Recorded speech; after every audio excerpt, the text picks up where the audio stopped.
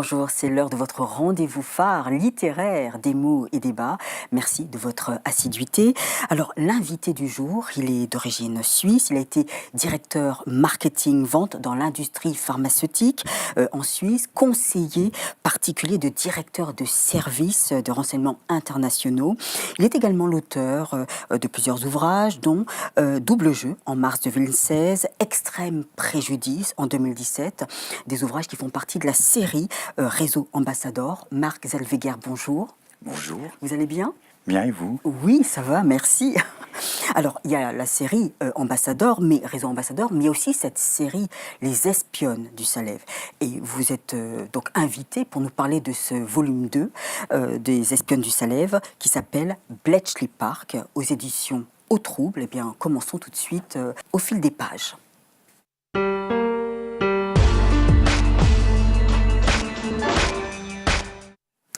Marc Zellweger, alors nous sommes en 1941 et les services de renseignement sont très actifs, ils sont sur le qui-vive. De l'eau lourde a disparu en Norvège et selon une source top secrète, des nazis construisent des camps d'extermination en Pologne. Et c'est là qu'entrent en jeu nos fameuses espionnes du Salève. Alors, pour faciliter la compréhension des téléspectateurs, alors, qui sont ces espionnes du Salève? Et puis le Salève, c'est en Suisse? Alors non, en fait, le Salève est encore en France, mais c'est la montagne au pied de laquelle il y a une rivière qui s'appelle le Foron, qui est la rivière frontalière entre la Suisse et la France. Très bien. Et c'est celle qu'on voit depuis Genève, il y a le jet d'eau, il y a cette grande montagne, c'est le Salève. D'accord, oui, du lac Léman, oui, je vois très bien cette montagne. Dites-moi, alors, ces espionnes du Salève ont-elles réellement existé? Qui sont-elles? Alors vous posez la bonne question. En fait, il y en a 7 au départ, dans le premier, dans la deuxième, il y en a d'autres, des nouvelles qui arrivent. En dehors de la hollandaise, qui est la secrétaire du patron du service secret hollandais, qui a existé, lui. Sa secrétaire a existé aussi, mais son nom n'a jamais été divulgué. Donc elle a existé, mais j'ai dû inventer son nom. Et son nom dans le livre? Elle est dans le livre, mais elle n'a pas beaucoup de rôle dans celui-là, elle a plus de rôle dans le premier. Par contre, dans le deuxième, il y a la secrétaire de l'anglais. Victor Farrell, qui lui a existé, et sa secrétaire aussi, c'est son vrai nom aussi. Sinon, les autres, je les ai inventés, mais dans l'ensemble de l'ouvrage, 95-98% des personnages ont existé, mais je les fais revivre. Oui. Alors justement, pour faire revivre ces personnages, est-ce qu'il y a eu un travail, j'imagine, au préalable, en amont, pour rechercher, vous documenter sur cette histoire? Parce que ce qui est assez surprenant, nous sommes en 1941, et vous parlez de la Suisse, alors qu'on parle souvent de la neutralité de la Suisse durant cette période de guerre. En fait, oui, on a été neutre, mais enfin, certains diront qu'on n'a pas été très neutre avec les nazis. Les nazis, oui.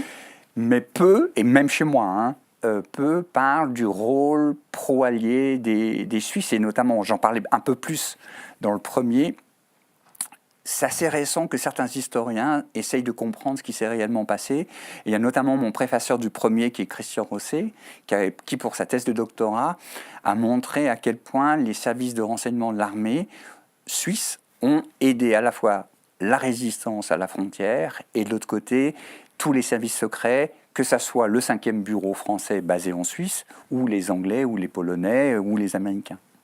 Donc on était une terre d'accueil pour tout le monde finalement, puisqu'on était le seul îlot libre au milieu de l'Europe. Alors, vous parlez justement de ces espionnes du Salève qui collaborent avec les services de renseignement. Alors, le titre de votre roman, c'est Bletchley Park. C'est un lieu, c'est une sorte de manoir qui existe près de Londres. Oui, il est à 80 ou 80 km au nord de Londres.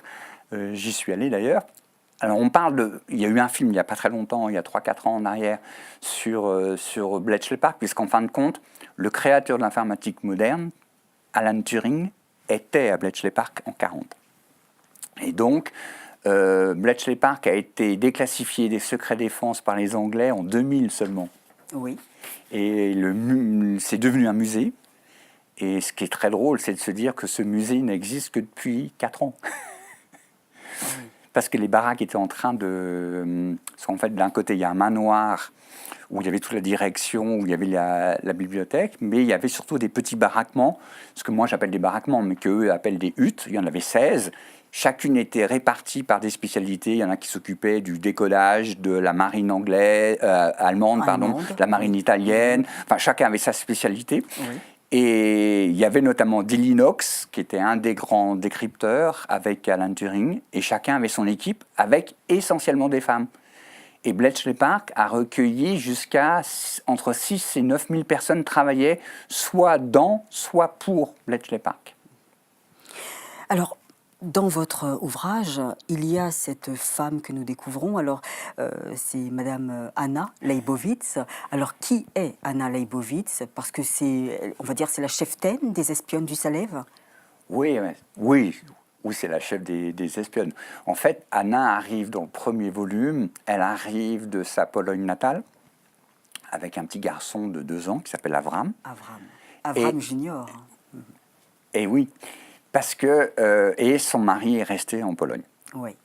Et c'est important parce qu'en fin de compte, dans le deuxième, Avram Senior va délivrer des informations qui sont quand même le cœur du livre sur la solution finale, telle que les Allemands l'ont décrite à l'époque. Et donc, Anna se résout pas à être uniquement une réfugiée juive polonaise qui atterrit grâce à la Croix-Rouge suisse à Genève, mais elle monte ce réseau avec l'aide du MI6 de Genève et Victor Farrell, qui est le patron. Oui. Alors, vous montrez en évidence parfois ces confrontations entre services de renseignement, entre le MI5, MI6. Parfois, il y a aussi ces luttes intestines entre les forces françaises pour Vichy et les forces françaises pour De Gaulle. Est-ce que pour vous, il a été facile en tant que Suisse d'avoir une position, de défendre une position plus qu'une autre ? Non, mais disons que moi, ce qui m'intéresse, j'essaye de comprendre certaines choses. Et de mon enfance, je gardais une certaine idée de la résistance. Et en travaillant avec des documents importants, c'est vrai qu'on parle assez peu de la résistance jusqu'en 1943. Et que, quand même, beaucoup de documents soit disent qu'il n'y a pas eu de résistance avant 1943, ce qui est inexact, soit... que quelque part, tous les services français étaient pro-nazis ou pro-Vichy. Et là, je suis obligé de dire non. Et le meilleur exemple, qui était déjà dans le premier, mais qu'on trouve dans le deuxième, c'est tous les gens du 5e bureau et du général Rivet, qui était le patron du 5e bureau, ou Gaston Pourchot, qui est basé à Berne. Gaston Pourchot est commandant, attaché militaire adjoint à la légation, parce que c'est le nom qu'on donnait pour les ambassades de France à Berne. Et comme beaucoup d'officiers supérieurs ou pas de l'armée française après l'armistice, en octobre, il est démis de ses fonctions officiellement, puisque les Allemands ont exigé qu'il y ait une réduction de l'armée française. Si on en suit une histoire classique, on devrait considérer qu'en fin de compte, il est pro-vichiste. En réalité, en octobre, il est officiellement démis de ses fonctions, mais en réalité, il est toujours payé, il est toujours à Berne, il travaille toujours à l'ambassade de France et il travaille contre les Allemands, ce qui est quand même rigolo. Et il est payé comme ça jusqu'en 1945. De même qu'en France, ils arrivent à créer une nouvelle version des services secrets qui est officiellement consacrée à la lutte contre les gens qui sont contre le régime de Vichy, alors qu'en fait, ils font quoi? Ils informent les alliés de tout ce qui se passe en France. Donc il y a tout ce double jeu, et c'est ça qui m'intéressait en fait. Alors, pour les téléspectateurs, il faut dire aussi que votre histoire ne reste pas uniquement entre la Suisse et la France. Nous partons également grâce aux espionnes, elles ont des missions. Nous allons aussi en Afrique du Nord, à Tobrouk, en Libye. Nous allons aussi à Alger, en Algérie. Quels étaient leurs rôles à ce moment-là? C'était de surveiller les positions de l'armée allemande et de l'armée italienne? Alors en fait, bon...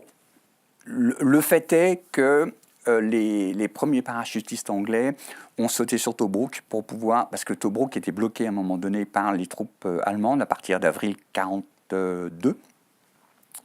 Et Rommel bloquait Tobrouk et il fallait les faire sortir. Et ils ont réussi à les faire sortir. Il y avait aussi des troupes des forces françaises libres qui étaient du côté de la Libye et de l'Algérie. Et en fin de compte, moi j'ai utilisé mes espionnes pour parler de cette partie-là, puisque en fin de compte, toute cette partie d'Afrique du Nord va se jouer entre 41 et 42 et même 43 avec la deuxième phase de la bataille d'El Alamein qui sera perdue par les Allemands.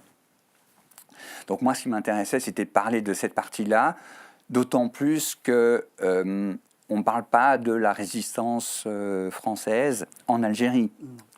On n'en parle jamais, et on ne dit jamais que c'était des Juifs d'Alger qui se sont battus contre les Allemands et qui ont aidé le débarquement du 8 novembre 1942, où toutes les troupes alliées ont débarqué en Afrique du Nord, que ça soit à Casablanca pour le Maroc, Oran difficilement et Alger assez facilement grâce aux Juifs qui ont bloqué les institutions. Et cette famille Aboulker, c'est Elle a ça? existé. Elle a existé. Elle a existé. José est devenu professeur de médecine comme son père à Paris après la guerre d'Algérie. Et son père était un professeur réputé. Et tous ceux donc, que je cite, ils étaient 400. Les 2 tiers étaient juifs séfarades d'Algérie. Et étant donné qu'ils avaient, grâce à Vichy, si je puis dire, ils avaient perdu leur nationalité française dès l'armistice, ils se sont tout de suite ralliés à De Gaulle, en fait. Et bien entendu, dès qu'on leur a dit demander d'un coup de main pour le débarquement en Algérie le 8 novembre 1942, ils ont fait ce qui... Alors, les Américains qui étaient aux manœuvres ne voulaient pas qu'ils soient trop en frontal avec l'amiral Darlan qui était en Algérie. Et donc, on leur a simplement demandé de bloquer les artères, de bloquer Alger, et ce qui a permis justement le débarquement à Alger, alors qu'à Oran, ça a été un peu plus compliqué. Plus compliqué, oui. C'était même un échec. Oui. Et puis Darlan a résisté, mais les Américains ont fait en sorte qu'ils soient obligés de se rendre. Alors, dans ce jeu d'espionne, des femmes en 1940 dans l'armée, ça devait être quelque chose d'extrêmement rare. On les voit courageuses, battantes, vaillantes. Est-ce que c'est vraiment ce portrait de femme où vous avez un peu exagéré? Alors, j'ai pas exagéré tant que ça, parce que l'idée des espionnes est venue du fait qu'on oublie une chose les 3/4 du temps. On parle toujours des héros masculins. Oui. Mais au bas mot, on estime que les petites mains bien cachées étaient 20% de femmes. Et c'était des fois des trucs tout bêtes. C'était de transporter du courrier, oui, de passer la frontière innocemment. Vous parlez aussi du rôle de ces prostituées dans ces maisons closes. Alors ça, c'est vrai. Hein. Oui. En l'occurrence, alors vous faites allusion au réseau de Lyon. Oui. La patronne de ces prostituées, Germaine, a existé. Et puisque vous faites allusion à Virginia Hall, Hall a réellement existé. Elle a vraiment eu une jambe de bois. Une jambe de bois qui s'appelait Cuthbert, oui, et qu'elle appelait comme un compagnon. Viens Cuthbert, on va se promener de l'autre côté de la frontière. Donc non, Virginia Hall, comme Constance Rhea Harvey, qui est une Américaine, elles sont toutes les deux américaines, oui, sauf que la première, Virginia Hall, a travaillé dans un premier temps pour les Anglais. La seconde était vice-consul des États-Unis à Lyon. Elles ont collaboré ensemble et Virginia Hall a mis en place tout un réseau en faveur des Anglais, mais avec la résistance dans tout le sud de la France, jusqu'au 11 novembre 1942, où les Allemands envahissent toute la France. Non, elles ont vraiment existé. Alors, c'est assez surprenant également, c'est l'histoire, pas d'Avram, c'est plutôt l'histoire du père de Ruth, il me semble, qui refuse de partir. On sent que c'est le patriotisme avant. On est français, on refuse de croire qu'il y a ce pogrom, enfin cette extermination, et ils restent, parce que pour eux, la France va se réveiller, les Français vont les défendre. En fait, c'est drôle parce que quand je l'ai écrit cet épisode, alors ça, en l'occurrence, c'est un épisode que j'ai inventé, il faut dire les choses, mais en même temps, tout ce que je raconte des horreurs en Pologne sont vraies. Et ayant beaucoup d'amis juifs en France, en l'occurrence, j'ai gardé en mémoire quand même cet attachement d'être à la fois juif et à la fois vraiment français. Et qu'il n'y avait pas d'antinomie pour beaucoup d'entre eux. Et d'ailleurs, aujourd'hui, il y en a plein qui ne retournent pas en Israël parce qu'ils se sentent juifs et français. Oui. Tout comme il y a des Polonais, je l'ai fait avec Avram en l'occurrence. Oui. Et ça m'a paru évident. Alors d'abord, il a un foutu caractère quand même. Faut dire les choses, le père de route. Et lui, il ne voulait pas trahir sa patrie, parce qu'en fin de compte, sa patrie, c'était la France. La France, ouais. Et ça m'a paru une évidence. Et comme en plus, de l'autre côté, je racontais tout ce qui se passait dans les camps d'extermination, ça me paraissait assez cohérent. Et ce Rumkowski, justement, qui était là pour un peu rassurer et être du côté des Allemands pour sauver sa propre peau, a-t-il existé ou alors c'est un personnage qui a existé, enfin un rôle qui a existé au sein de la du ghetto? Oui. Alors, en l'occurrence, ce que je décris, c'est vrai.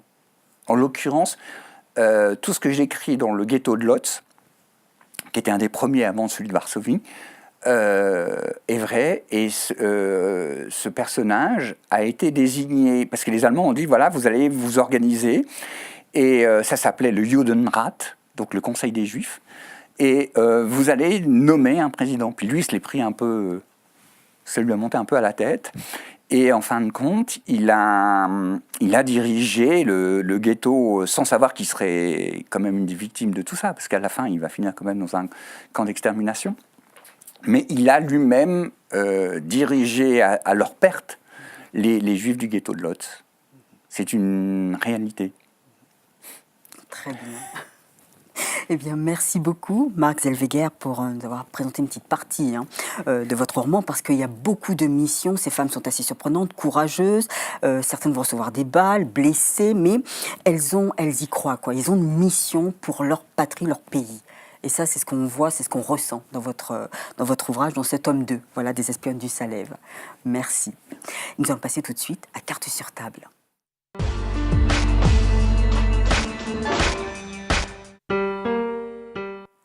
Marc Zellweger, pour cette deuxième partie d'émission. Alors, vous avez fréquenté justement ce service de renseignement, ces services secrets. Vous avez travaillé dans l'industrie pharmaceutique en Suisse. J'imagine qu'aujourd'hui, vous êtes plutôt conférencier sur justement ces services de renseignement, comment ça marche, quel est leur rôle, leur fonction. Disons que les journalistes n'arrivent pas à s'empêcher de me poser des questions. Donc je réponds tant que je peux conserver aussi un certain nombre de secrets. Mais pourquoi rester justement, tous vos livres sont dans ce domaine comme ça, du suspense, du service secret. Est-ce que cela est possible de quitter ce monde et de vous tourner, je sais pas, vers le romantisme C'est pas ma tasse de thé, le romantisme. Non, mais moi ce qui m'intéresse, c'est l'envers du décor, globalement. Donc, de ce que j'observe finalement, que ça soit dans mon autre saga qui est plus dans l'actualité, dont le dernier parlait un peu d'un grand blond à la chaussure noire habitant Washington, on nous donne une pièce de théâtre d'un côté, et de l'autre côté, il y a la réalité. Et c'est ce côté caché qui m'intéresse. Au niveau des espionnes, c'est un peu la même chose. Finalement, on nous a servi des histoires qu'on a tous assimilées ces 70 dernières années, mais il y a des parts d'ombre dont on n'a jamais tellement parlé, et c'est ça qui m'intéresse. Donc, pourquoi changer? Et puis, j'aime bien. J'aime bien. Mais ça demande un travail aussi de documentation, est-ce que de recherche, pour alimenter votre histoire, oui. Le fil rouge. Ouais. Les espionnes du Salève, ça m'a demandé quand même 18 mois de recherche assez intense. Et puis, quand on touche cette période de 40-42, il y a toujours des éléments qui manquent. Donc on vous dit, oui, il y avait ça, il y avait les passages en Suisse. Mais quand on cherche où, on ne les trouve pas. Donc à ce moment-là, il faut gratter. J'ai été aidé aussi parce qu'il y a des gens qui m'ont montré où c'était, des gens qui ont vécu. Hein. J'ai un témoin suisse, en l'occurrence, qui était le passeur attitré du général de Bénouville, qui m'a montré où il passait il y a 1 an en arrière. Donc... on arrive à force à trouver les choses, mais c'est assez long. Et donc, par rapport aux autres tomes, aux autres ouvrages, est-ce que ce sont, par exemple, Extrême Préjudice ou alors Panique au Vatican, est-ce que la plume a été plus aisée que ces Espionnes du Salève, hein, que cette série? C'est différent. Et pourtant, on est toujours dans le service secret. Ouais. Oui, mais en même temps, bon, je dirais pour Bletchley Park, oui. C'était plus facile parce que j'avais mes marques avec le premier. Le premier, Les Espionnes du Salève, l'envers du miroir, qui est donc le tome 1 de la série, c'était un peu plus compliqué parce que je ne voulais pas faire d'impair, je ne voulais pas non plus qu'on considère que je raconte des histoires par rapport au rôle de Genève et Berne par rapport aux Alliés. Donc je me sentais un petit peu prisonnier de l'histoire. Mais une fois que la série était partie, dans Bletchley Park, c'était plus facile. Vous êtes fribourgeois, c'est-à-dire né à Fribourg. C'est plutôt la partie alémanique. Alors moi, je suis de la partie alémanique. Oui. Mais Fribourg est le canton bicéphale. Hein, donc on a, étonné qu'on ait la frontière de Berne, mais je suis complètement francophone. Ah, voilà, c'est étonnant. Oui. Et cela vous est possible d'écrire justement vos livres bien en suisse alémanique, enfin Non. Non. Non, c'est pas ma langue. Ma langue maternelle, C'est le français. C'est le ouais. français. Le roman. Le suisse roman, roman. oui. Mhm. Mais enfin, c'est pas une langue, donc Ouais. je dirais que c'est la langue française avec des mots un peu particuliers. Voilà. Ouais, on a des petites différences, mais que vous pourriez avoir aussi bien entre le nord de la France et le sud. Donc nous, on a des petites différences, mais la base, c'est du français. Dites-moi, êtes-vous déjà allé sur le continent africain par votre travail en tant que service de renseignement ou Ça, dans je le peux monde pas pharmaceutique? Je m'en souviens plus du tout. Si j'y D'accord. suis allé pour ces raisons-là, je m'en souviens, mais vraiment, je sais pas pourquoi. Hein. Et dans le monde pharmaceutique, par exemple Mais à titre privé, je suis allé aussi en Afrique. Oui. Mais par contre, pour le reste, je sais pas pourquoi, mais je me souviens plus. Très bien, merci beaucoup, Marc Zellweger. Nous allons passer à la dernière partie de l'émission, le coup de cœur.